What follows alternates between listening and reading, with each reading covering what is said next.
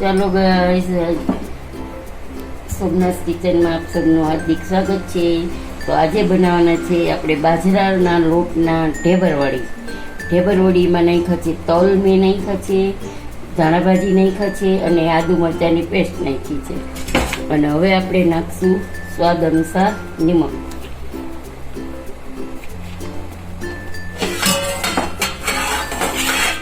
પછી નાખશું હળદર પાવડર અને નાખશું થોડીક હિંગ.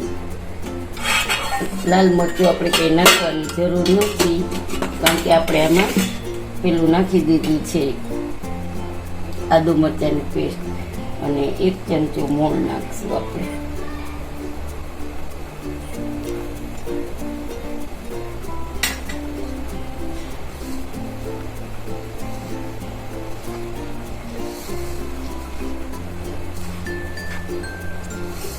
અને પછી આપણે જે આ લસણની ચટણી છે ને એ મેં પલાળી રાખી હતી, એ આપણે નાખી દઈશું.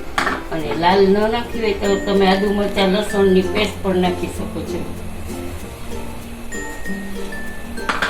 તો સાતમ હોય એટલે અમારા ઘરે તો ઢેબરવડી થાય જ.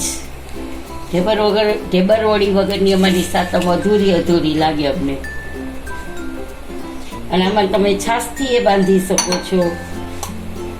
હું પાણીથી બાંધું છું, પણ છાશથી બાંધ્યું હોય તો છાશથી એ બાંધી શકાય. છાશથી બાંધશું ને તો પછી 2-3 દિવસ રહે નહીં, 1 જ દિવસ રહે. અને પાણીથી બાંધશું ને તો આપણે 2 દિવસ રહેશે, વાંધો ન આવે. ત્રીજે દિવસે તમારે ખાવું હોય તો ખાઈ શકો, ખરાબ ન થાય.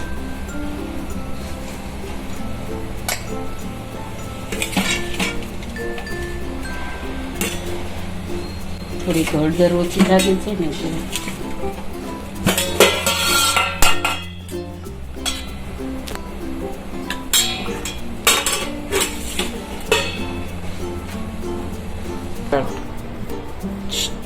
તો જોઈ શકો છો ગાઈસ, આપણો લોટ બંધાઈ ગયો છે.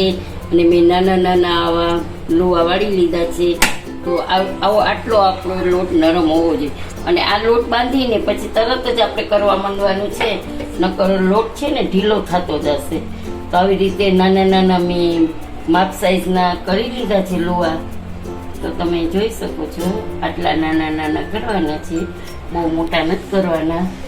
અને મેં અહીંયા એક પકડું છે, એને એકદમ સરસ રીતે ચોખ્ખા પાણીથી ધોયેલું છે અને ચોખ્ખા પાણીથી તાળવી લીધું છે.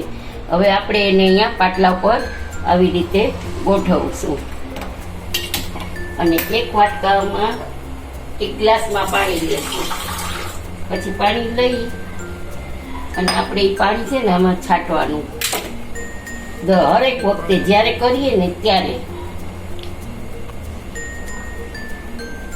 તો આવી રીતે આપણે ઢેબરવડી બનાવવાની છે.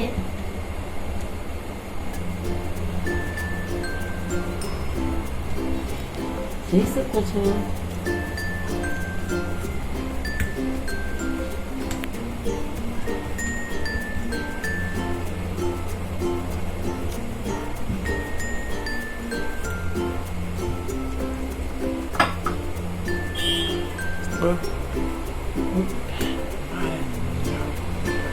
અને તલ તો આમાં આપણે નાખી દીધા છે.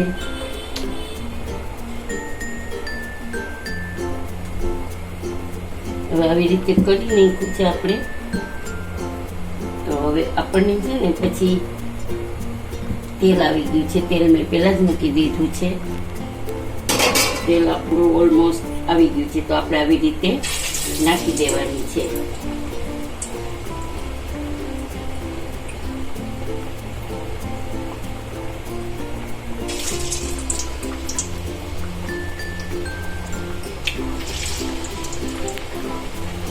ગેસની ફ્લેમ ફાસ્ટ જ રાખવાની છે.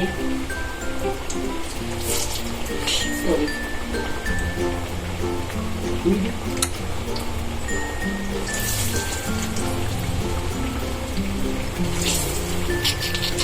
નાખવામાં બહુ તમારે ધ્યાન રાખવું પડશે, કારણ કે પછી વળી પાછું આપણે આવી રીતે આમ કરી અને પાણી નાખીને પછી કોર્નર ઉપર જઈને પાણી કાઢી લેવાનું છે.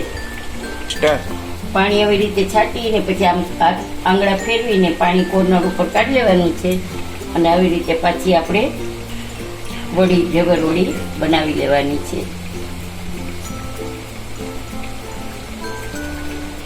તે લુવા મોટા હોય તો તમે નાના પણ કરી શકો છો. તો આપણે ફેરવી નાખશું. ધીમે ધીમે ફેરવવાની છે.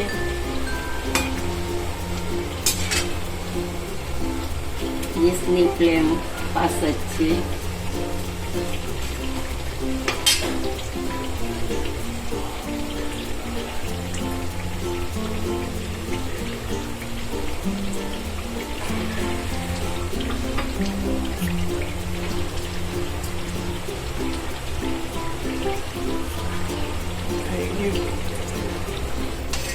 તો જોઈ શકો છો ગાઈઝ આપણી ઢેબર વડી તૈયાર છે.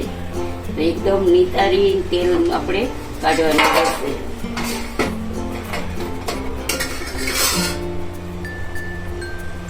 હવે પછી આપણે નાખી દઈશું. એવું લાગે તો તમારે તે પાણીવાળો હાથ કરવાનો એટલે તમારા હાથમાં ચોટે નહીં. પણ ધ્યાન રાખવાનું કે તેલ ઉડે નહીં, બહુ ધ્યાન રાખજો.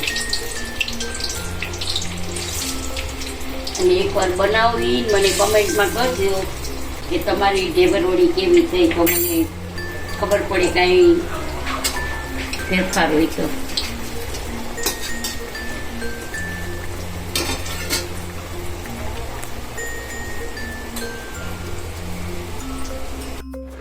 ચલો ગાઈઝ આપણા ઢેબર વડી તૈયાર છે.